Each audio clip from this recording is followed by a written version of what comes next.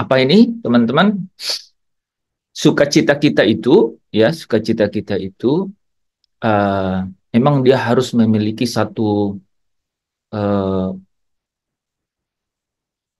sesuatu yang kepadanya itu dia bergantung. Saya ulang nih, saudara ya. Jadi kan kemarin tuh Mas Roni, ya, Pak Roni sudah sampaikan ya cerita mengenai, wah, tidak mudah itu senantiasa bersukacita, ya, ya kan? Nah, teman-teman ingat nggak? Kemarin Pak Roni jelasin mengenai apa? Mengenai tidak mudah itu kita senantiasa bersukacita. Kenapa katanya? Apa yang membuat kita belum tentu bisa senantiasa bersukacita? Suara saya jelas ya? Jelas. Kemarin ingat nggak apa yang membuat kita senantiasa tidak bersukacita?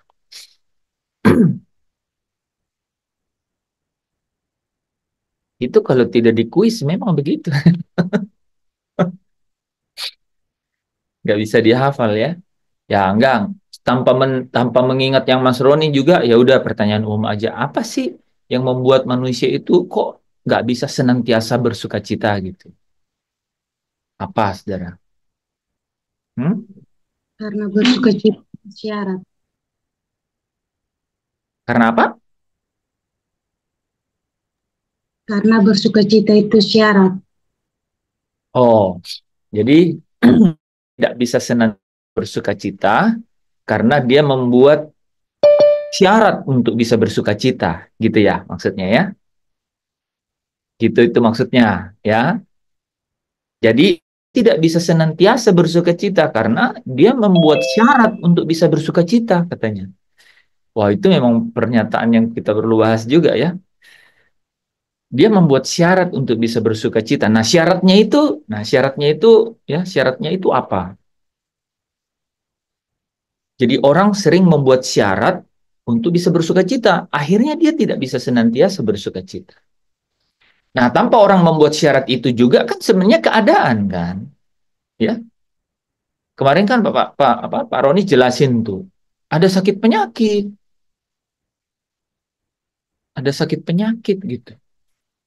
Apakah sakit penyakit itu bisa membuat orang tidak tidak dapat senantiasa bersukacita? Hmm? Coba Bu Esther jawab. Soalnya kan perlu ditanya orang-orang yang betulan nih. Kalau kayak saya mungkin nggak bisa ditanya. Justru kalau dalam keadaan saya pernah ngalamin Pak, dalam keadaan sakit, Ya saya tahu kan. Nggak, maksudnya ini loh Esther. Betul nggak sih? Kan orang yang ngomong aja itu kan bisa teori, tapi real kan? Kamu, apakah mungkin ya orang yang sedang sakit itu bisa bersuka cita? bisa Hmm. saya bersuka cita. Ya soalnya sakitnya, maksudnya gini loh. Kalau sakit biasa itu kan biasalah itu ya. Oh Pak, cancer Ketika itu kan sakitnya, wah orang takut itu Pak. selain itu belum tentu ada obatnya kan, Iya, tentu. Nah kalau orang sakit lain yang lain itu kan tinggal pikir, oh ke dokter ada uang nggak kalau dokter atau apa gitu kan, udah saya logik. nggak, waktu itu nggak ada uang, saya nggak ada harapan. Tapi saya tahu sukacita itu bukan karena apa yang saya lihat Pak, ya sukacita itu dari dalam Nih Pak. teman-teman dengar loh, karena ini kata-kata yang menurut saya uji itu kemarin waktu ada pernyataan bahwa sukacita sejati itu adalah sukacita yang tidak bersyarat katanya, gitu kan? Pastor gimana kemarin itu? Iya. Tulisannya gimana nanti? Gimana? Karena perlu diuji.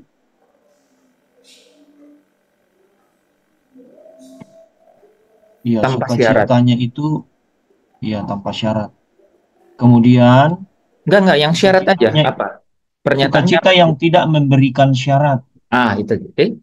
Jadi kalimatnya ada. Jadi Sukacita sejati itu adalah sukacita yang tidak Yang memberikan eh yang tidak memberikan syarat. Yang kedua, sukacita yang siap melepas segala sesuatu. enggak, yang mengenai syarat aja dulu. Sukacita yang tidak memberikan syarat. Sukacita yang tidak memberikan syarat itu adalah sukacita yang sejati. Nah, makanya saya tanya Bu Esther, ya, saya nggak tahu ada nggak teman-teman yang, oh, Pak Daniel juga bisa ditanya. Jadi Bu Esther dalam keadaan hampir, Saya saya dalam keadaan itu yang orang lain mungkin nggak bisa punyain ya. Saya tetap bersuka cita, Pak. Saya tetap melayani Tuhan. Saya tetap tidur enak. ya Vonis mau itu akan, iya, vonis itu pasti berat. Tapi saya nggak ngerti. Eh, saya dapat sukacita itu saya juga nggak tahu. Tapi saya tahu itu pasti dari Tuhan. Saya bisa laluin dan saya katakan sukacita itu ada. Nggak karena apa yang saya lihat, tidak bergantung apa yang saya lihat, apa yang saya dengar, apa yang saya rasa, tapi sukacita itu dari sini, dari dalam itu bergelora. Itu firman Tuhan itu yang menguatkan saya jadi sukacita, Pak. Tapi di iya, awal-awal kan Bapak tahu iya, kan saya nangis terus, Pak.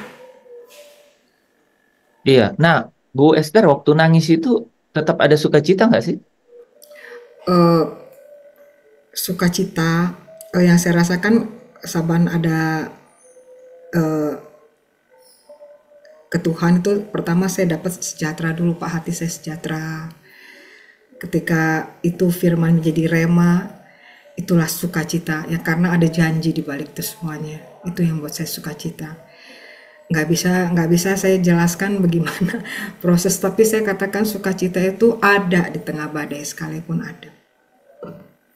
Ya, di tengah sakit, Iya, di kan? tengah sakit. Di tengah sakit sukacita itu ada. Iya. Dan saya rasa Hmm. semua orang mesti ngalamin supaya bisa merasakan bahwa sukacita yang dari surga itu melebihi sukacita yang kita bisa terima di dunia ini.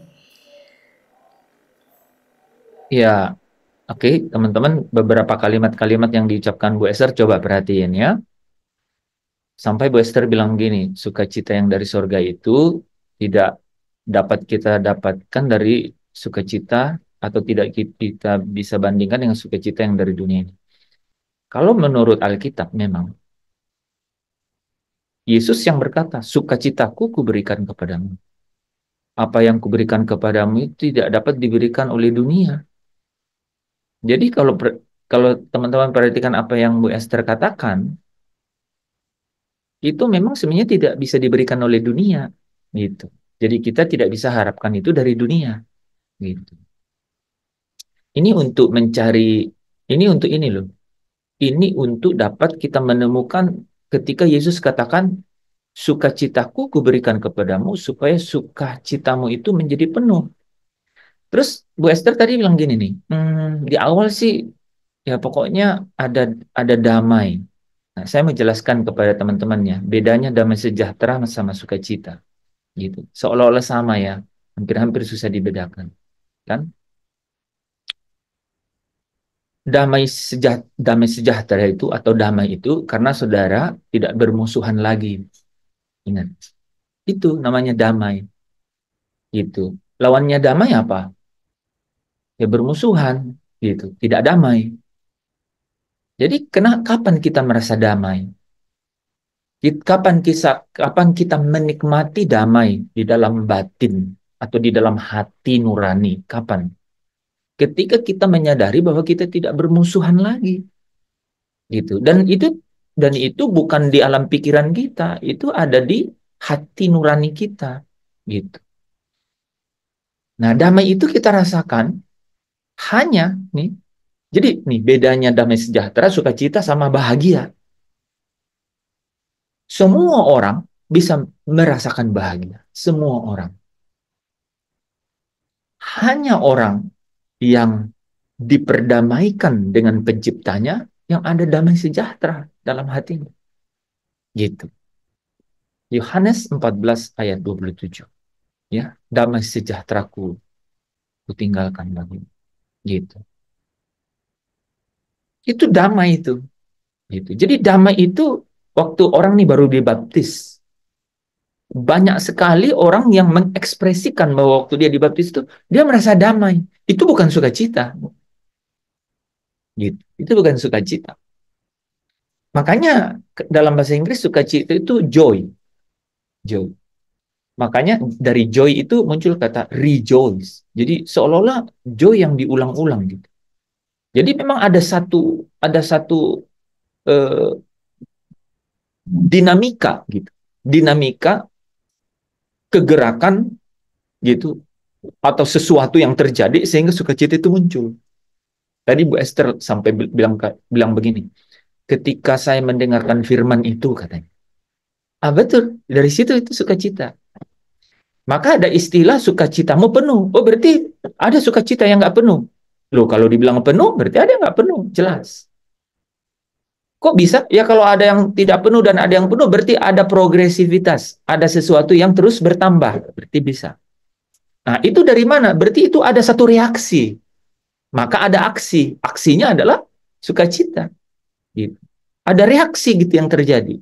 Tapi damai, makanya lagunya damai yang dia berikan.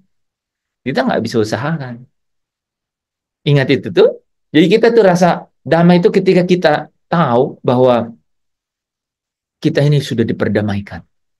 Dan saudara tahu nggak hal yang paling gampang saudara merasa damai? Dosaku sudah diampuni. Ada nggak orang yang bersuka cita karena dosanya diampuni? Nggak ada. Nggak ada loh. Orang bersuka cita itu kalau ada reaksi gitu. Ada aksi misalnya, gua disembuhkan. Wah kan. Terus, gua dikasih kemenangan. Aku dikasih berkat gitu. Itu dia suka cita. Karena memang ada sesuatu, ada reaksi yang terjadi. Ada kegiatan, ada aktivitas yang terjadi. Ada sesuatu yang terjadi. Nah, itu yang terjadi itu karena apa? Eh, karena apa? Karena sesuatu yang berinteraksi di dalam persekutuan dengan firman, baru sukacita itu muncul dia. Sehingga dia nggak ada kalimat dibilang dan damai sejahteramu penuh, nggak ada. Ya, damai itu hanya seperti identitas gitu terjadi. Gitu. Damai yang dia berikan amat besar. Ya, saya nyanyi gitu, kalian masih murung gitu. Eh. Damai yang dia berikan. Da, da, da. Itu kan lagu itu minta ampun. Ya, gitu. Itu di Natal-Natal itu udah mau bulan 12 ya itulah. Ya. Ada lagi tuh lagu Natal kan. Damai damai apa? Damai di bumi ya. Ya, damai di bumi. Damai di bumi. Ah, emang Damai di mantap Pak. bumi. Ya, Salim. Mati Damai di bumi. kita. Ya, Hebat kenapa ya kata Pak Daniel. kenapa katanya damai di bumi? Kenapa dari lagunya itu apa, Bu Esther? Enggak, karena telah lahir anak kan, gitu kan, damai di bumi, gitu. Nah, itu ya teman-teman. Jadi peacefulness, kedamaian itu tuh memang ketika saudara sadar, ya, memiliki kesadaran bahwa you are loved, engkau dikasihi, dosamu yang merah jadi putih seperti salju. Wah, itu damai, wah, melimpah dalam hati. Siapa yang nggak pernah berdosa di sini? Dia penipu. Menurut 1 Yohanes, ya, ya, ya. Jadi ketika kita merasa ada dosa gitu, terus kita tahu bahwa ada korban pendamaian untuk itu, maka kita menikmati damai sejahtera. Makanya orang orang sering komen kan, ini saya mau membumikan sesuatu, benar-benar ya. Jadi kita tuh, ya kan kita harus menghidupi firman, gitu. Menghidupi firman itu baru berkemenangan. Pak, gimana? Apa perasaan Bapak? Kita nanya perasaan dia, ya, ya kan? Gitu. Bagaimana perasaan Bapak? ini orang baru dibaptis, ya, orang baru keluar dari kolam, sering-sering lah nanya tuh, orang-orang yang baru keluar dari kolam baptisan gitu, gimana perasaan bapak, perasaan ibu gimana, perasaan kakak gimana, ya, kakak perasaan bagaimana? Dia dia dia dia langsung jawab itu dia yang paling umum ya. Dia pertama bingung dan kemudian, tapi saya rasa damai, gitu. Nah, karena dia menikmati bahwa ada kebenaran yang berkata dosanya diampuni. Dia sudah diperdamaikan dengan Allah. Orang takut dengan dosanya yang tidak diampuni itu. Gitu. Nah, ya, itu damai. Se, eh, Sukacita, ya, sukacita, Yesus katakan gini kan, eh, seperti Bapa mengasihi aku mengasihi kamu. Kan gitu kan? Seperti Bapa mengasihi aku mengasihi kamu. Tinggallah di dalam perintah-perintahku itu, katanya ya. Yohanes pasal berapa? 11 ya. Yohanes pasal 15 ya. 15. 15 ayat. Nah, ayat 10, 11 ya. Nah, jadi dia bilang, sukacitaku aku berikan kepadamu.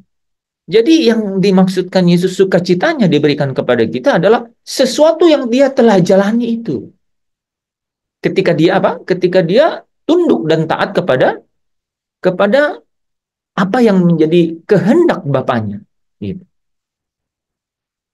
Saya memperhatikan setiap frasa ya, kata, frasa, kalimat yang Bu Esther tadi sebutkan itu karena di situ kita bisa mencerna gitu. Ya kan kita mau menguji tuh dalam kehidupan sehari-hari itu kayak apa sih?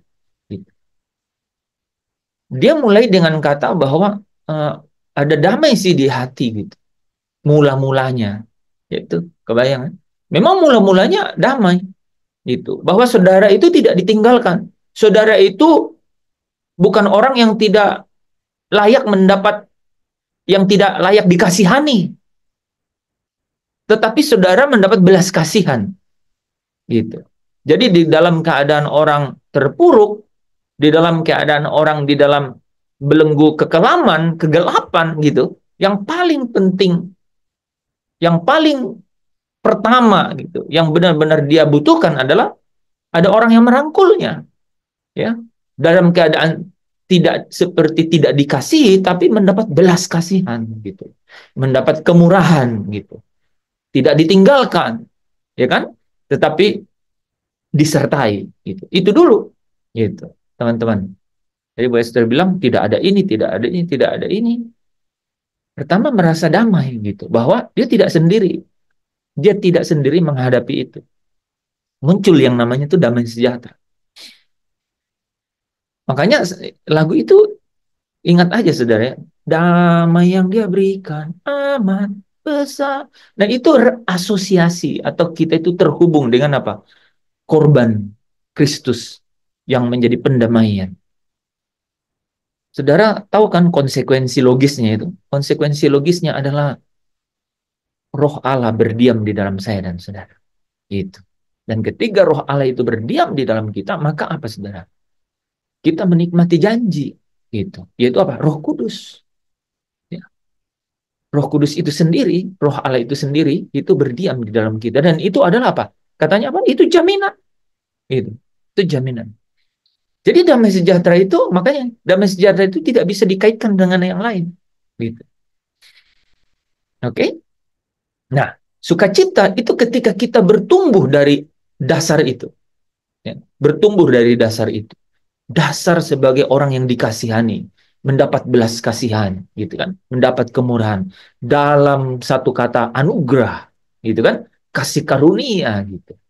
Nah, di atasnya itu orang membangun ketika mengikuti perintah-perintahnya, ketika dia melaksanakan perintahnya dan menyelesaikan apa yang diperintahkan, yang dikehendaki, itu sukacita mulai, itu sukacita itu mulai.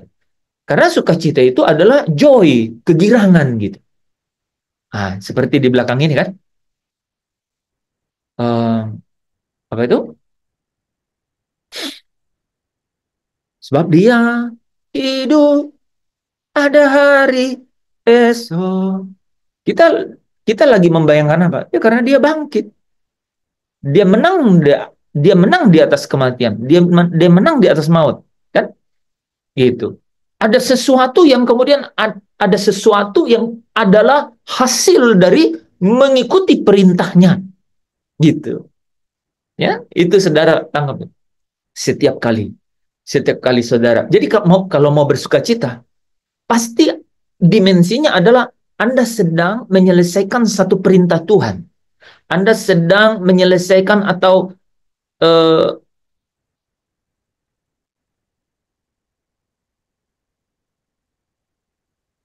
atau sedang dipimpin di dalam satu kebenaran gitu. Dan saudara melakukannya. Itu sukacita jadi muncul. Gitu. Sukacita jadi muncul. Makanya nih hari Selasa Pak Roni cerita. Ada 2 orang cancer kan? Orang dekatnya dia kan? Yang satu pada saat Pak Roni datang dia bilang, "Koroni gimana nih? Koroni gitu kan." Yang satunya selalu exciting, dia perkatakan firman kan. Dia selalu Tuhan pasti punya maksud, Tuhan pasti tidak diam kan. Tuhan itu setia. Kebayang ya? Yang satu memperkatakan firman, jadi dia bisa sukacita dan itu katanya sembuh kan? Ya. Yang satunya ya ketemu dengan ajalnya kan? Gitu. Teman-teman bisa tangkap nggak itu? Itu itu bisa kita praktekkan. Jadi waktu Paulus bilang bersukacitalah senantiasa, maksudnya Paulus bilang begini. Tinggallah di dalam firman. Tinggallah dalam firman. Gitu. Lakukanlah perintah-perintah. Gitu. Selesaikanlah apa yang dikehendakinya. You pasti bersukacita senantiasa. Nah, jadi mungkin nggak orang, jangan ke sana dulu ya. Jadi sukacita itu dihasilkan, saudara, dari satu aktivitas gitu. Dari satu aktivitas. Kita dalam melakukan, dalam dipimpin oleh, sehingga kita seirama dengan kebenaran itu, atau sedang menyelesaikan perintah atau kehendaknya Bapa itu di dalam hidup kita. Kita akan menikmati yang namanya sukacita. Nah, makanya sukacita itu dia bisa progresif. Sampai Yesus bilang, dan sukacitamu itu penuh. Gitu. Ya. Nah, kedua hal ini, damai sejahtera dan sukacita, itu ada di dalam manusia batiniah kita. Di dalam manusia batiniah. Nah, tetapi ada yang lain kan, teman-teman. Ada orang bilang, nah, saudara, sebelum ke yang lain-lainnya, damai sejahtera dan sukacita itu hanya bisa dinikmati oleh orang-orang benar. Orang-orang benar. Jadi orang-orang benar itu artinya orang-orang yang dibenarkan, gitu. Orang-orang yang dibenarkan. Coba ya kita uji ya. Kita uji kan.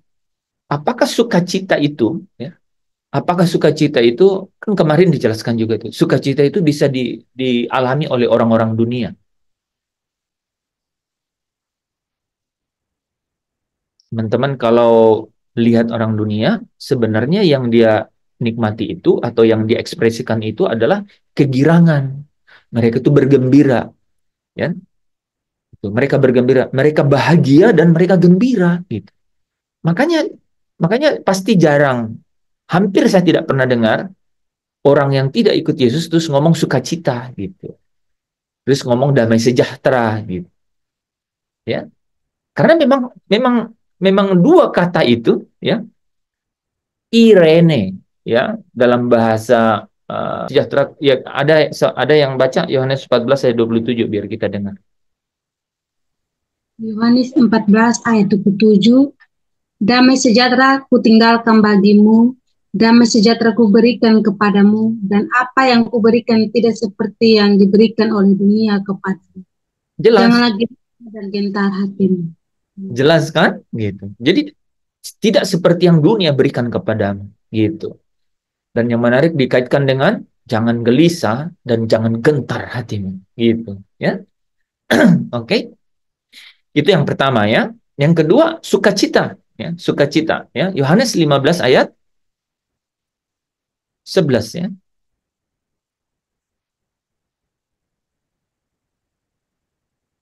Silakan dibaca. Yohanes 15 ayat yang ke-11, semuanya itu kukatakan kepadamu, supaya sukacitaku ada di dalam kamu, dan sukacitamu menjadi penuh. Iya, ya. Amin. Jadi sukacita, supaya sukacitaku itu ada di dalam kamu gitu ya, dan sukacitamu itu penuh. Nah, teman-teman, itu ada di dalam manusia batiniah kita ya, sebagai orang-orang benar, orang-orang yang dibenarkan gitu. Nah, yang penting di sini adalah ya, yang penting di sini adalah waktu tadi kita ngomong ini ya, eh, kita bisa nih dari sini ya, yang penting di sini adalah kita bisa senantiasa bersukacita ya. Kita bisa senantiasa bersukacita ketika kita ketika apa? Ketika firman itu selalu selalu apa? Selalu ada di dalam hidup kita. Artinya kita selalu menghasilkan buah-buah kebenaran. Itu sukacita itu akan timbul. Satu, yang kedua, kita kita bisa senantiasa dipimpin seirama dengan kehendaknya Bapa.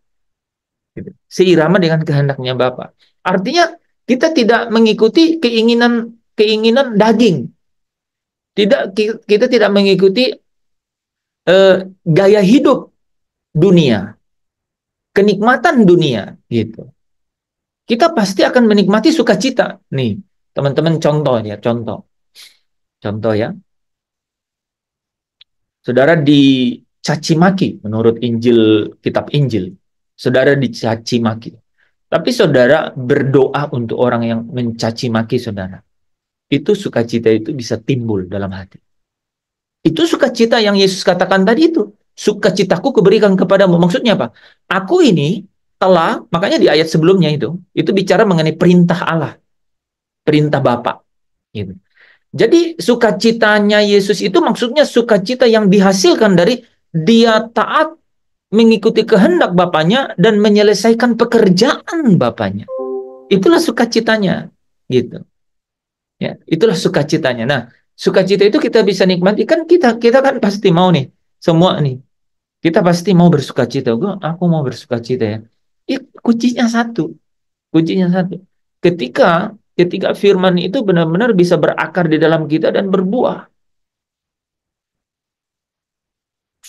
Realitasnya gimana? Realitasnya adalah ketika kita mau mengikuti pimpinan yang mengarahkan kita kepada kehendaknya Bapa dan memalingkan hati, memalingkan keputusan dari mengikuti keinginan atau kehendak daging. Gitu. Tadi itu contohnya, kan ada orang yang mencaci maki, tapi kita mendoakan orang yang mencaci. Saudara rasakan, pasti itu muncul yang sukacita di dalam saya dan saudara. Nah, itu kita bisa uji kan.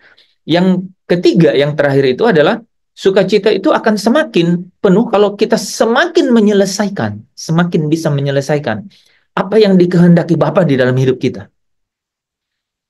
Itu sukacita saudara bisa cerita lah. Mungkin teman-teman yang sudah dalam pelayanan beberapa waktu lamanya itu bisa. Ketika duduk gitu ya, duduk sendiri kemudian merenung. Udah berapa kali awak ini jadi WL ya?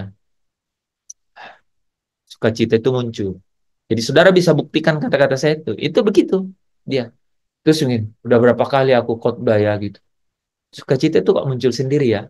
Kok bisa? Ya karena saudara sedang menyelesaikan. Kata-kata itu penting sekali karena itu benar-benar dipakai sama Yesus. Dia menyelesaikan pekerjaan yang diberikan Bapaknya kepadanya. Jadi ada dua kan? Dia melakukan apa yang dikehendaki Bapaknya dan menyelesaikan pekerjaan. Nah, apa pekerjaan yang Bapak yang Bapak berikan kepada saudara? Kalau ingat-ingat, saya sudah ini ya, saudara pasti sukacitanya. Dan yang menarik, sukacita itu kok bisa kayak kumulatif, kayak nambah-nambah gitu, kayak adding up gitu, kayak kumulatif, kayak bertambah sukacita itu. Rasain ya, mungkin Pak Tadus, Bu Esther, ya, Pastor Lebri kan Rasain kayak gitu. Itu yang Yesus bilang, dan sukacitamu penuh. Gitu. Itu sukacitamu penuh, itu sama dengan kepenuhan roh, plerooh, penuh.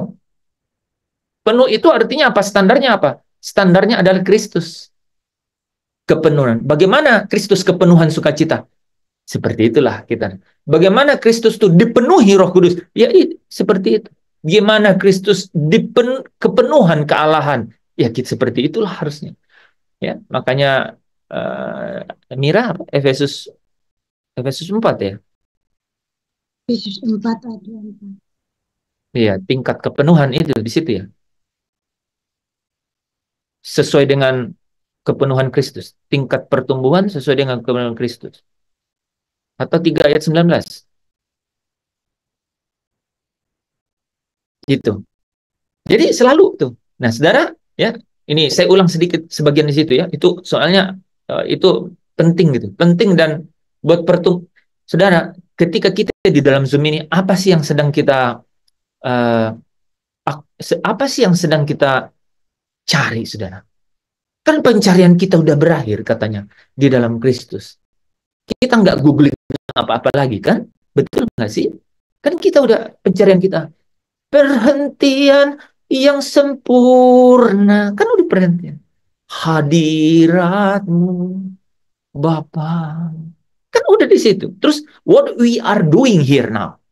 Why we are here? Kenapa kita ada di sini? Sedang apa kita? Saudara tahu nggak? Jawabannya cuma satu. Sedang mendandani manusia batinia. Makanya saya selalu gregetan tuh di situ karena ya ingin transform aja bahwa rupanya yang namanya damai sejahtera dan sukacita ini elemen yang sangat besar dan pokok di dalam manusia batinnya kita gitu. Orang yang tidak bisa menikmati damai sejahtera dan sukacita, nggak mungkin manusia batinnya itu sedang menuju kesempurnaan gitu. Nggak mungkin, saudara. Nggak mungkin, karena itu warnanya gitu. Itulah dinamikanya gitu. Dinamikanya gitu. Ya. Nah, kita mendapati malam hari ini bahwa yang namanya peacefulness, damai sejahtera itu adalah ini karena kasih karunia, ini karena anugerah, ini pemberian. Karena ada satu korban yang menghapus dosamu satu kali untuk selama-lamanya. Ya. Dia menjadi pendamaian. Kan? Dia menjadi pendamaian. Yang kedua, kenapa saudara bersuka cita? Karena apa? Karena ada firman-Nya yang kemudian apa? Berakar di dalam saya dan saudara, dan kemudian dia menghasilkan buah. Gitu. Itu yang membuat kita bisa bersuka cita. Gitu. Lagu itu gimana tuh? Firman-Mu. Tanda mujizat. Tanda mujizat. Firman-Nya ada. Oh. Hidupku menggenapi firman. Gitu kan? Nah, dia kan? Hidupku menggenapi firman-Mu. Tanda mujizat sertai setiap langkahku. Nah, itu. Ya. Jadi saudara bisa lihat ya, ketika firman itu berakar dan kemudian menghasilkan buah, itu mujizat yang membuat saya dan saudara itu rejoice gitu, yang membuat saya dan saudara itu joyful. Yang menarik ya, ya, joy, rejoice sama joyful, ya, joyful itu sukacitanya penuh, sukacita yang penuh, gitu. Ini adalah satu dinamika nih, gitu. Dan dinamikanya adalah dinamika bagaimana kita berakar di dalam firman dan kemudian menghasilkan buah dan secara nyata dalam kehidupan kita sehari-hari adalah ketika kita memutuskan untuk apa? Seirama dengan apa yang dikehendaki Bapa dan meninggalkan apa yang menjadi keinginan-keinginan dunia atau gaya hidup dunia atau keinginan-keinginan daging, gitu. Ketika kita tidak memuaskan keinginannya, artinya kita berpaling dan kemudian mengikuti kehendak Bapa, di situ sukacita itu muncul. Gitu ya. Yang terakhir tadi adalah ketika kita menyelesaikan pekerjaannya di dalam hidup kita, kita akan menikmati yang namanya sukacita itu menjadi penuh. Dan saudara tahu nggak?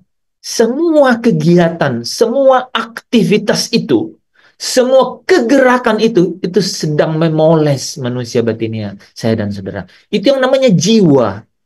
Jiwa. Makanya 1 Petrus 1 ayat 9 bilang gini, engkau telah mencapai tujuan imanmu, yaitu keselamatan jiwamu. Gitu. Rupanya nih ya, semua yang kita bicarakan dari tadi itu, fasilitasnya itu atau frame-nya itu adalah iman. Gitu. Semakin orang beriman, itu artinya apa? Karena firman. Ya. Kan iman itu timbul dari pendengaran akan firman. Semakin orang berakar di dalam firman, dan kemudian menghasilkan buah-buah kebenaran yang memimpin dia kepada pengudusan dirinya, dia semakin beriman. Apa selesai di situ? Tidak. Imannya diuji. Diuji kemurnian imannya. Banyak ujian. Gitu. Tetapi itu akan menunjukkan semakin murni imannya kan. Rupanya itu merupakan satu tahapan untuk apa? Membuat jiwa atau manusia batinnya ini semakin sempurna.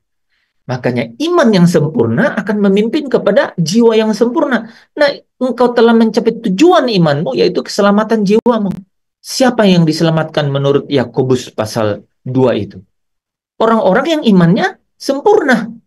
Gimana iman-iman ini menjadi sempurna? Oleh perbuatan-perbuatan, imannya menjadi sempurna. Perbuatan yang seperti apa? Perbuatan yang menghasilkan sukacita. Gitu. Yaitu yang terpimpin oleh firman dan yang menyelesaikan pekerjaan Bapa. Gitu, ya. Nah, teman-teman, itu bukan materi yang saya mau sampaikan malam hari ini, ya. Karena itu kan sambungan dari tadi salam-salam kan. Sekalipun demikian tidak putus, tetapi tetap tersambung. Ketika manusia mati, yang mati apanya? Manusia batinianya atau manusia jasmanianya? Jasmanianya. Nah, manusia jasmanianya kan. Jasmania. Orang dibilang mati kalau tubuhnya mati gitu. Jadi orang yang tubuhnya mati, manusia batinianya mati enggak?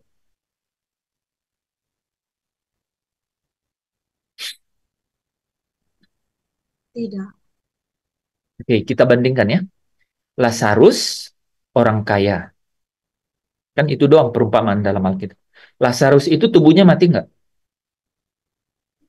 Mati. Lalu matilah Lazarus. Terus orang kaya mati enggak? Lalu mati juga loh orang kaya itu. Nah, kan gitu ayatnya kan. Berarti dua-duanya tubuhnya mati kan? Gitu. Sekarang saya tanya. Jiwanya Lazarus mati enggak? Atau jiwanya orang kaya itu mati enggak?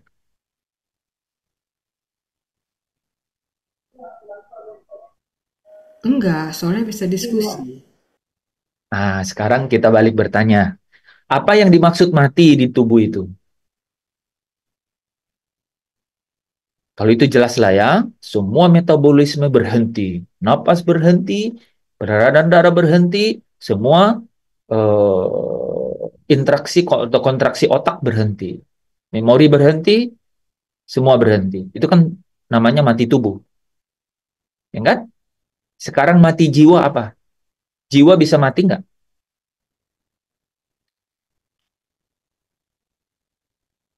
Memang belum pernah saudara dengar tuh pertanyaan itu. Ya, tapi di situ Jiwanya belum mati, Pak. Mati secara jasmani, Pak. kan tubuh yang jasmani kan sini. Sekarang jiwa. Kan manusia itu terdiri dari bagi dua aja ya. Manusia jasmani sama manusia batiniah gitu atau rohani gitu. Nah, kalau dibilang orang itu mati, udah jelas ya kalau tubuhnya atau manusia jasmanianya kan memang mati. Semua metabolisme itu berhenti. Jantung dimulai dari jantung berhenti, Jantung berhenti itu artinya jantung berhenti memompa udara ke seluruh, memompa darah ke seluruh tubuh, dan darah itu membawa oksigen. Berarti oksigen juga berhenti, ya kan? Ya, karena oksigen berhenti, suplai oksigen ke otak berhenti, maka otak kacau balau, stroke, Hah? Nah, nggak berfungsi, gitu. Itu kan, gitu. Kalau otak udah berhenti, semua kacau, kan? Nah, itu kan tubuh. Nah, kalau jiwa, Jiwa juga bisa Pak, ya waktu mati. Lazarus sama itu tuh yang bicara itu rohnya apa jiwanya sih, Pak? ya kan menarik. Yang menarik gini, dari mana lah orang Lazarus ini kenal Abraham sama si orang kaya? Abraham kan 4.000 tahun tuh sebelum dia. Di mana dia ketemu ya? Bapak Abraham katanya. Di mana orang kaya itu ketemu? Itu menarik. Nah, itu. Jadi jadi soalnya gini, karena kemarin itu materi kemarin itu berakhir dengan kebangkitan yang pertama. Oke, mari kita baca ayat dulu ya, supaya saudara jangan bilang ini kenapa ngapain sih di sini kok kayak cerita dongeng gitu ya. Kita baca ayat dulu ya. Ini nih teman-teman, penting sekali karena ya kan kan ini sukacita kita memang di situ. Bersukacitalah karena ada namamu terdaftar di surga. Oke, Yohanes pasal 5 ayat yang ke-24.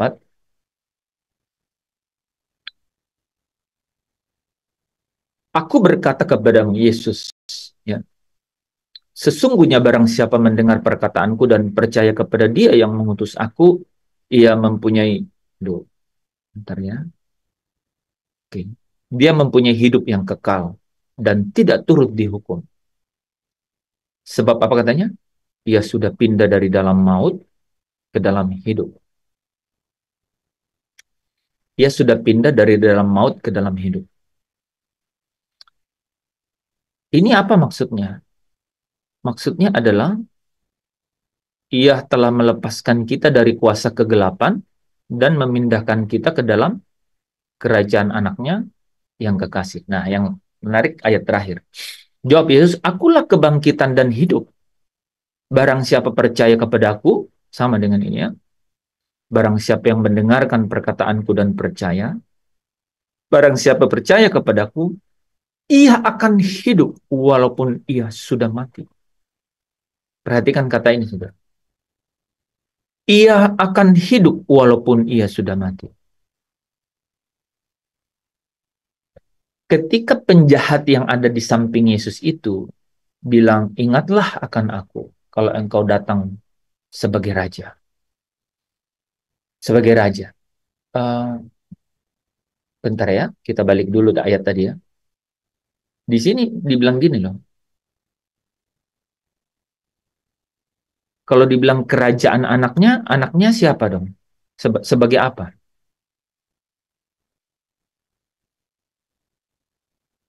Kalau dibilang kerajaan anaknya sebagai apa kalau gitu?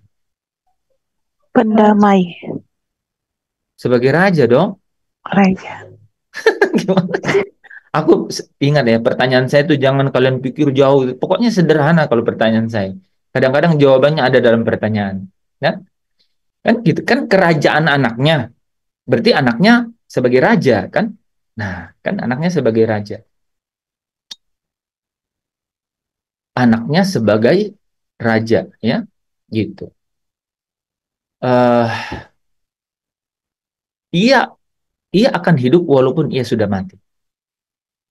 Penjahat itu bilang, ingatlah akan aku kalau engkau datang sebagai raja. Berarti kapan itu? Waktu Yesus datang sebagai raja. Kan menarik gitu ya. Saat penyataan anak Allah. Nah, soalnya Yesus jawab gini kan, hari ini juga engkau bersama aku di Firdaus. Berarti kan dia langsung tentuin kan? Gitu loh. Itu banyak sekali tuh ya. Dan kebanyakan orang berpikir bahwa Yesus itu belum raja sekarang, nanti kalau datang baru raja. Padahal padahal apa? Ini kan ya, saya angkat ayat yang penting ya, untuk menjelaskan itu banyak ayat yang lain, tapi ini kan yang penting. Ia telah melepaskan kita dari kuasa kegelapan dan memindahkan kita ke dalam kerajaan anaknya. Kalau dibilang nanti datang Yesus sebagai datang, nanti baru Yesus datang sebagai raja, berarti kita belum pindah ke dalam kerajaan anaknya kan? Gitu. Oke? Jadi kerajaannya ya, kerajaannya itu hadir di sini ketika apa? Hmm? Teman-teman? Mungkin Pak Tadus? Oke. Ketika kerajaan iblis, Oke, betul. Silakan, Pak. ya ketika kerajaan iblis itu terlepas dari hidup kita atau kita dipindahkan ke dalam kerajaan anaknya.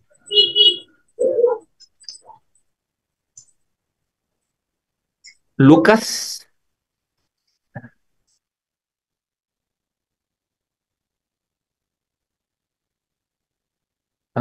mana ya?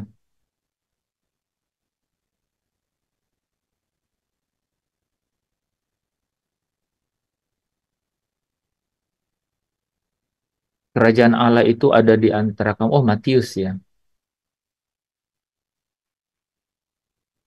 Ketika Yesus berkata, ketika aku mengusir setan, maka kerajaan Allah telah datang. Oke, Matius 12 ayat 28. Matius 12 ayat 28.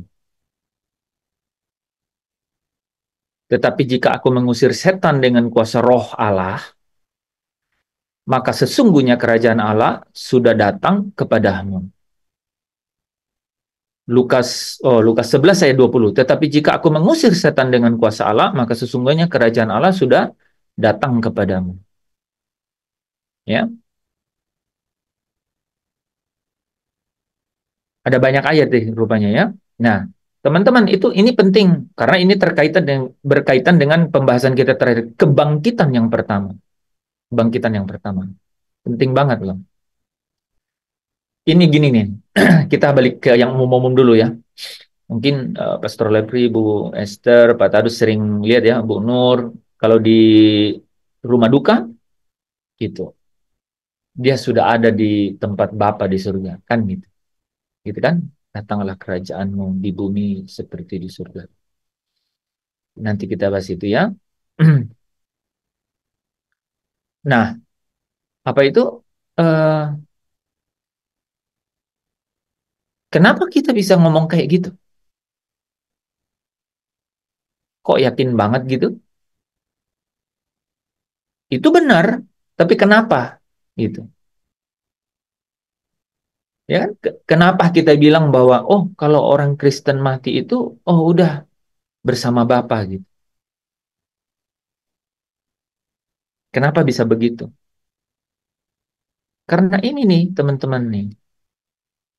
Ini memang mungkin jarang kalian dengar, tapi menurut saya ini yang betul nih. Ya, nih. Karena ia akan hidup walaupun ia sudah mati. Ia akan hidup walaupun ia sudah mati. Jadi Lazarus waktu tubuhnya mati, itu jiwanya langsung dibangkitkan. Nah, maksudnya dibangkitkan itu, kalau saudara perhatiin ya, saya cuplik kata-kata ini, mungkin kemarin kalian tidak terlalu memperhatikan kata-kata ini nih, lihat. Menghidupkan dan membangkitkan. Nah, ada dua kata kan? Sebab sama seperti Bapa membangkitkan orang-orang mati dan menghidupkannya. Ya. Demikian juga anak menghidupkan. Aku berkata kepadamu, sesungguhnya saatnya akan tiba dan sudah tiba bahwa orang-orang mati akan mendengar suara anak Allah dan mereka yang mendengarnya akan hidup. Betulkah waktu mendengar itu dan hidup? Nah, hidup seperti apa yang dimaksud? Sebab inilah kehendak Bapakku, yaitu setiap orang yang melihat anak dan percaya kepadanya beroleh hidup yang kekal. Dan supaya aku membangkitkannya pada akhir zaman. Ini semua kata membangkitkannya, membangkitkannya pada akhir zaman.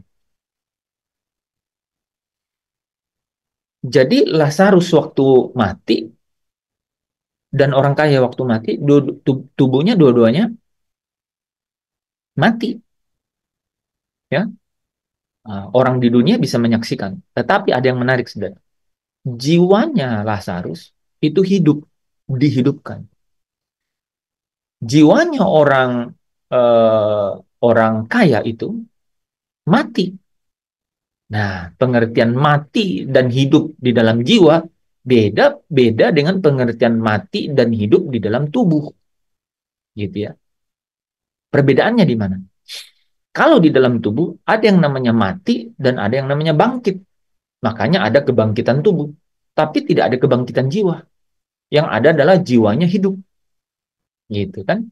Nah, kalau jiwa yang mati itu, jiwa yang hidup itu, dia akan menikmati yang namanya kehidupan. Kehidupan. Ya, kehidupan. Yang satu saat nanti benar-benar menjadi hidup yang kekal. Itu. Ya. Bahkan pada saat itu sebenarnya dia udah dalam kekekalan hidup itu. Tapi jiwanya yang dimaksud jiwanya mati adalah jiwa yang ada di dalam kesengsaraan atau kehinaan. Saudara bisa bayangkan orang kaya itu kan? Orang kaya itu dia merasa haus, padahal kan tubuhnya nggak ada. Kan yang merasa haus kan harusnya panca indera nih, lidah gitu kan? Gitu. Yang dimaksud haus di situ adalah dahaga jiwanya. Ya, dahaga jiwanya. Jadi waktu dia minta air itu sebenarnya asosiasinya air kehidupan. Gitu. Sehingga akhirnya dia berpikir kan, oh ada kitab Musa gitu, ya. Ada kitab Musa gitu, ya. Sorry. Dia berpikir bahwa Bapak Abraham ada saudara-saudaraku. Jadi ingat saudara-saudaranya gitu. Nah, teman-teman, ini menarik membedakan antara orang benar atau orang kudus pada saat mati dan orang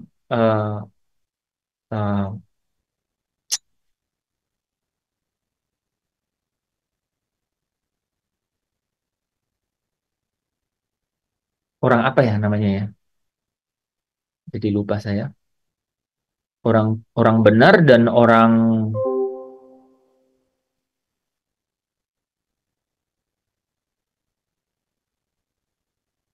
nanti kita cari ya. Jadi maksudnya orang benar dan orang fasik, orang fasik. Ya, orang fasik ya. Jadi namanya pakai orang fasik ya. Jadi orang benar dan orang fasik. Nah, orang fasik kalau meninggal itu tubuhnya mati, tapi jiwanya juga masuk ke dalam kematian. Kematian itu artinya kehinaan. Kehinaan atau kesengsaraan yang menurut kitab Daniel itu. Sebagian akan masuk ke dalam hidup yang kekal dan sebagian akan masuk ke dalam kehinaan yang kekal. Gitu. Nah, itu yang disebut mati. Makanya teman-teman kalau sampai perhatikan ya, itu yang di Wahyu pasal 20. Wahyu pasal 20. Ingat ya, Wahyu pasal 20 mengenai penghakiman tahta putih. Itu tidak ada orang dibilang orang hidup. Nggak ada. Maka berdirilah orang-orang mati itu di hadapan tahta. Coba baca. Nah, jadi ini menurut saya, makanya saya pelan-pelan ya, pelan-pelan bahas gitu ya. Karena ini ada kaitannya dengan apa yang selama ini sebenarnya kita udah yakini gitu, bahwa oh kalau kita mati kita langsung hidup ya, iya benar. Nah, saya Saya buat kata kunci dulu supaya saudara ngikutin kata kuncinya. Jadi yang dibilang kebangkitan pertama, ya, kalau ingat pembahasan kita kemarin, belum jelas kemarin tuh. Kebangkitan pertama ini adalah ketika jiwa orang benar itu bangkit, bukan tubuhnya. Jadi ingat ya, kebangkitan yang pertama itu tidak ada kaitannya sama kebangkitan tubuh. Kebangkitan yang pertama itu,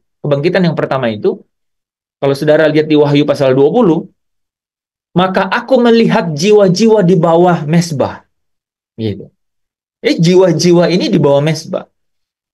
Jadi kebangkitan yang pertama kaitannya dengan kebangkitan jiwa. Gitu. Artinya apa? Kebangkitan jiwa maksudnya apa sih? Memperoleh bagian di dalam hidup yang kekal. Gitu. Nah, makanya penjahat yang di sebelah Yesus itu, Yesus langsung bilang, hari ini juga engkau bersama aku di Firdaus. Hari ini juga engkau bersama aku di tempat yang nyaman, di tempat pangkuannya Abraham, di tempat kehidupan, gitu. Ya, jiwanya bangkit, gitu. Jadi bayangkan nggak, saudara? Ya, orang-orang benar itu dibandingkan sama orang fasik. Orang-orang benar itu dia setelah tubuhnya lepas dari jiwanya, dia tidak akan merasakan yang namanya ada kematian, gitu. Kematian tubuh dia rasakan kan, kematian tubuh dia rasakan, tapi kemudian dia akan mengalami kebangkitan yang pertama, yaitu apa? Yaitu jiwanya dibawa ke dalam kehidupan. Tetapi kalau orang fasik, ketika tubuhnya mati, maka jiwanya dibawa ke dalam kematian, yaitu kehinaan atau kesengsaraan. Nah, itu tadi Bu Esther. Jadi Lazarus sama orang kaya, yang orang kaya jiwanya mati. Lazarus jiwanya hidup. Di situ yang disebut kebangkitan yang pertama. Oke, kebangkitan yang pertama. Nah, itu yang disebutkan di Wahyu pasal 20, bahwa mereka akan memerintah bersama-sama dengan Yesus dalam kerajaan 1000 tahun. Jadi kerajaan 1000 tahun itu dari kapan sampai kapan? Nah, saya langsung kasih definisi biar teman-teman ikuti. Itu sejak Yesus datang pertama kali sampai kepada Yesus akan datang yang kedua kali. Itu kerajaan 1000 tahun. Gitu. Di sini iblis diikat sesuai dengan Wahyu pasal 20 itu. Iblis diikat. Iblis diikat supaya apa? Supaya Injil dapat diberitakan. Nah, saudara bisa bandingkan dengan sebelum Yesus mengikat si ular tua naga besar. Gitu. Hanya orang-orang Israel yang dapat mendengar, yang dapat mengenal Yahweh. Gitu. Mungkin pengecualiannya cuma 2 orang ya. Ada Ayub dan ada Imam Yitro, kan? Yang kenal Yahweh walaupun bukan orang Israel. Tapi sepanjang ribuan tahun itu, ya, 4000 tahun itu tidak ada orang lain, bangsa lain, kecuali bangsa Israel yang kenal Yahweh. Karena terikat oleh iblis. Tetapi setelah itu, nah ini saudara bayangkan, setelah itu, iblis terikat dan apa katanya? Setiap rasul-rasul atau murid-murid ini, itu pergi ke seluruh dunia dan memberitakan Injil. Dan ada yang menarik. Dimulai di loteng Yerusalem. Mereka dipenuhi Roh Kudus dan mereka berbicara dalam bahasa lain. Jadi di situ bukan glosolalia ya, bukan bahasa roh. Ya. Beda dengan 1 Korintus 12:14, ya, bahasa roh. Kalau itu berbahasa lain gitu.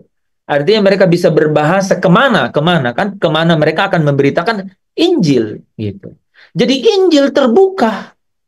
Iblis terikat dan manusia bisa terbuka mata hati rohaninya, mata hatinya untuk mendengarkan Injil. Gitu. Jadi kerajaan 1000 tahun itu di mana Yesus sebagai raja itu sudah mulai sejak pada saat iblis diikat. Ya, iblis diikat dan dilempar masuk ke dalam lubang, ke dalam jurang maut. ke dalam jurang maut. Ya, ke dalam jurang maut. Nah, teman-teman, eh, apa itu? Setiap orang Kristen yang mati, setiap orang Kristen yang mati, sorry, setiap orang benar, orang kudus yang mati, gitu ya, orang Kristen juga boleh, artinya pengikut Kristus, gitu ya, itu dia akan mengalami kematian jasmani, tapi seketika mengalami kebangkitan yang pertama. Dan itu adalah kebangkitan jiwa. Nah, berita yang perlu saya sampaikan di sini, yang merupakan kabar baik itu, saudara, ya ini. Saudara tidak akan ada di satu tempat menunggu gitu, menunggu kapan ya, supaya gue bisa bangun lagi ya kan gitu. Seperti tersimpan di satu PTS gitu kan? Enggak, gitu. Itu yang dibilang di Yohanes tadi, bahwa mereka akan hidup sekalipun mereka akan mati. Nah, dari dalam jelasnya, kebangkitan yang pertama. Jadi, sekalipun tubuhnya mati, tapi apa? Tapi jiwanya bangkit. Bangkit jiwanya maksudnya apa? Dibawa masuk ke dalam kehidupan kekal. Jiwanya mati seperti yang orang kaya, maksudnya apa? Jiwanya mengalami atau dibawa ke dalam kehinaan atau kesengsaraan. Gitu. Oke? Nah, itu teman-teman ya. Itu penting sekali kita pahami bahwa wah, sebab dia hidup ada hari esok. Sebab dia hidupku tak gentar. Apa yang paling menggentarkan orang kalau bukan kematian? Apa yang paling menggentarkan orang kalau bukan perkabungan? Itulah duka cita yang paling menakutkan, menggentarkan orang, kan gitu. Nah, kita tidak gentar lagi karena apa? Karena dia hidup. Kebangkitannya itu membuat kuasa kebangkitan yang membangkitkan Yesus dari kematian, kuasa yang sama yang akan membangkitkan tubuh kita yang fana itu katanya. Nah ya, nah tetapi saudara, kebangkitan yang pertama itu kebangkitan jiwa itu bukan kebangkitan tubuh, oke? Itu bukan kebangkitan tubuh. Kebangkitan tubuh itu akan terjadi pada saat ya 1 Tesalonika 4 ya, pada saat Tuhan turun dari surga, itu kebangkitan tubuh. Makanya di situ yang terjadi apa? Tubuh diubah dalam sekejap. Tubuh diubah. Kalau tubuh diubah dalam bahasa aslinya itu pakai kata metaskematico. Jadi metaskematico. Skematik itu skemanya sama, tapi meta. Pernah tahu metafisika? Ya, tahu kan? Metafisika. Metafisika ya sesuatu yang lebih dari hanya fisika. Jadi lebih gitu. Metaskematico jadi diubah ya, menyerupai. Artinya dia lebih dari apa yang ada. Diubah menjadi lebih dari apa yang sudah ada sekarang. Gitu. Itu jadi tubuh yang diubah gitu. Ya, itu kebangkitan tubuh. Ya, kebangkitan tubuh.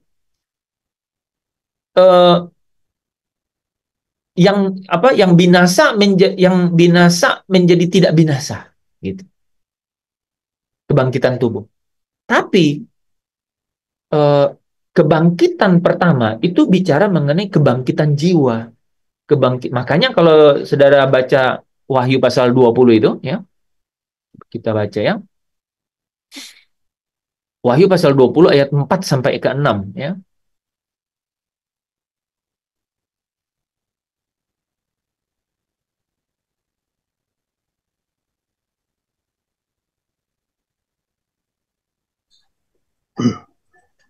Lalu aku Ya. melihat Ya, silakan Pak. Lalu aku melihat tahta-tahta dan orang-orang yang duduk di atasnya. Kepada mereka diserahkan kuasa untuk menghakimi. Aku juga melihat jiwa-jiwa mereka yang telah dipenggal kepalanya karena kesaksian tentang Yesus dan karena firman Allah, yang tidak menyembah binatang itu dan patungnya, dan yang tidak juga menerima tandanya pada dahi dan tangan mereka, dan mereka hidup kembali dan memerintah sebagai raja bersama-sama dengan Kristus untuk masa 1000 tahun. Jiwa-jiwa mereka mereka hidup kembali. Jadi jiwa-jiwanya yang hidup, bukan dibangkitkan, ya. Jiwa-jiwanya hidup kembali.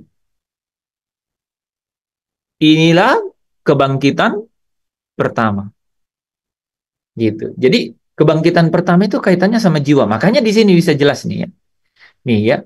Memerintah sebagai raja bersama-sama dengan Kristus untuk masa 1000 tahun.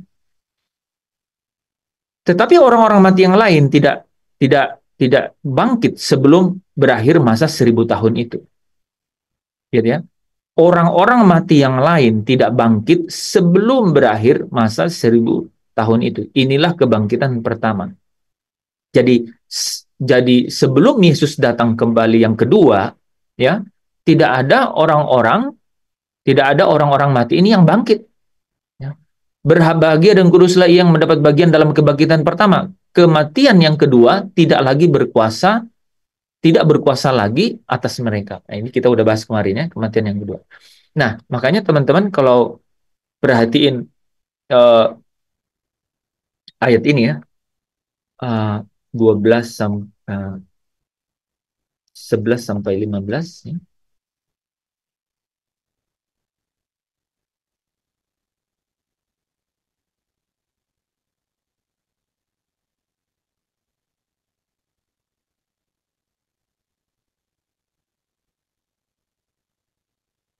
Nih ya. Maka nih ya, lalu aku melihat suatu tahta putih besar dan dia yang duduk di atas tahtanya, di hadapannya lenyaplah bumi dan langit dan tidak ditemukan lagi tempatnya. Dan aku melihat apa? Orang-orang mati. Jadi ini orang-orang mati, orang-orang sebentar ya. Oke ini ya. Jadi lihat ya, yang di hadapan penghakiman itu orang-orang mati. Berdiri di hadapan tahta dan dibuka juga kitab lain. Dan apa katanya? Siapa yang dihakimi? Orang-orang mati dihakimi. Bisa bayangkan? Maka laut menyerahkan apa? Orang-orang mati yang ada di dalamnya. Jadi teman-teman ya, menarik. Jadi di hadapan tahta orang-orang mati. Mungkin baru sekarang ya, orang-orang mati. Artinya apa? Orang-orang ya, orang-orang yang benar-benar memang tidak menerima kebangkitan tubuh. Jadi dibilang orang-orang mati yang berdiri di hadapan itu untuk diadili. Ya. Nah, orang yang menerima kebangkitan tubuh itu adalah orang yang menerima kebangkitan tubuh adalah orang yang ikut di dalam pengangkatan yang disebut di dalam 1 Tesalonika itu. Gitu. Tubuhnya dibangkitkan gitu. Tubuhnya yang fana dibangkitkan. Nah, maksud tubuhnya yang fana dibangkitkan itu adalah tubuhnya diubah. Itu. Diubah. Jadi Filipi 3 ayat berapa itu? 20 itu pakai kata metaskematik. Metaskematik. Jadi skemanya sama tapi metafisika, lebih dari, beyond kan gitu. Jadi dia diubah menjadi apa? Beyondnya itu atau lebihnya itu apa? Dia tubuh mulia serupa dengan tubuhnya Yesus. Gitu. Ya. Serupa dengan tubuhnya Yesus. Nah, tapi orang-orang yang dihakimi itu dibilang apa? Orang-orang mati. Ya. Orang-orang mati yang dihakimi menurut perbuatannya itu orang-orang mati loh. Ya. Nah, kalaupun orang itu dibangkitkan, maka kebangkitannya adalah kebangkitan jiwa. Jiwanya dibangkitkan. Yang dihakimi menurut perbuatannya memang tubuhnya, bukan. Tapi yang dihakimi menurut perbuatan itu jiwanya. Jiwanya. Jadi, ketika saya ngomong jiwa di sini, jiwa lagi ya teman-teman, kita balik ke awal tadi, makanya saya bilang masih nyambung. Kita menikmati, merasakan yang namanya sukacita dan damai sejahtera itu penting banget. Karena bicara mengenai manusia batiniah kita. bicara mengenai jiwa-jiwa yang menerima bagian dalam kebangkitan yang pertama. Lazarus, gitu. Lazarus kan duduk di pangkuan Abraham. Penjahat itu masuk dalam Firdaus, dibangkitkan jiwanya, menerima bagian dalam kebangkitan yang pertama. Ya, oke. Jadi sangat penting buat kita untuk apa? Untuk mengambil bagian dalam kebangkitan yang pertama. Makanya pakai kata kematian yang kedua itu tidak berkuasa lagi atas dia. Gitu. Karena apa? Karena dia dibangkitkan jiwanya, artinya dibawa jiwanya ke dalam kehidupan yang kekal. Ya, dibawa jiwanya ke dalam kehidupan yang kekal. Nah, bersukacitalah katanya. Dikatakan di kitab Wahyu itu, berbahagialah dan kuduslah orang yang mendapat bagian dalam kebangkitan yang pertama, karena kematian yang kedua tidak lagi berkuasa atas mereka. Kan? Dan mereka akan memerintah bersama dengan Yesus sebagai raja sampai kerajaan 1000 tahun itu selesai. 1000 dalam istilah Yunani, saudara, itu bicara mengenai sempurna. Gitu. Nah, kesempurnaan di sini adalah kedatangan Yesus yang pertama, mengikat iblis, mengikat kekuasaan kegelapan, sehingga Injil, kabar baik itu dapat disampaikan kepada banyak bangsa, ya, sampai Yesus datang yang kedua kali. Yesus datang yang kedua kali itu kebangkitan tubuh.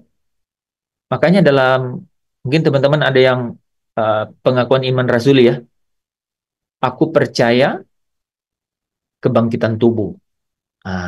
Ya, ada kebangkitan tubuh. Nah, kebangkitan tubuh itu kenapa diperjelas kebangkitan tubuh? Ini penting juga.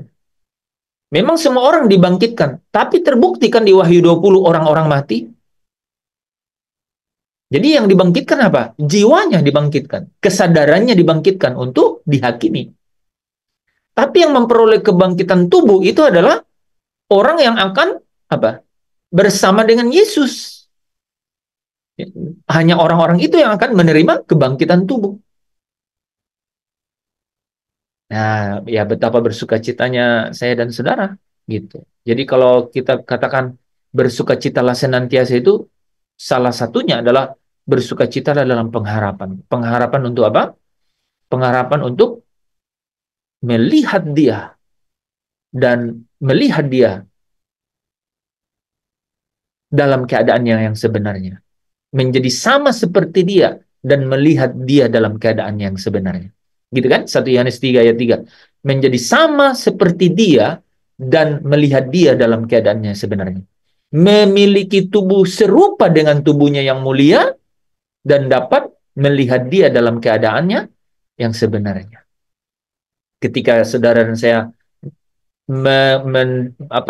memperoleh bagian dalam kebangkitan yang pertama, maka saudara dan saya tetap hidup sekalipun sudah mati. Tetap hidup sekalipun sudah mati. Apanya yang hidup? Seperti Lazarus. Jiwanya hidup. Tapi Lazarus kan mati lagi nggak, Pak? Kan mati lagi. Apanya yang mati? Tubuhnya mati. Nanti dia akan mendapat kebangkitan tubuh. Ya, kebangkitan tubuh. Kebangkitan tubuh itu artinya diberi tubuh yang serupa dengan tubuh Yesus yang mulia gitu. Oke. Oke, sampai situ dulu ya. Kita tutup dulu ya. Bapak, kami mengucap syukur untuk firman-Mu malam hari ini. Perkaya dan singkapkan jauh lebih lagi supaya menjadi sumber sukacita di dalam hidup kami. Menjadikan sukacita kami menjadi penuh. Karena kami menikmati kebenaran itu dan itu menjadi satu di dalam kehidupan kami. Terima kasih Bapa, di dalam nama Yesus kami mengucap syukur dan berdoa. Amin. Amin.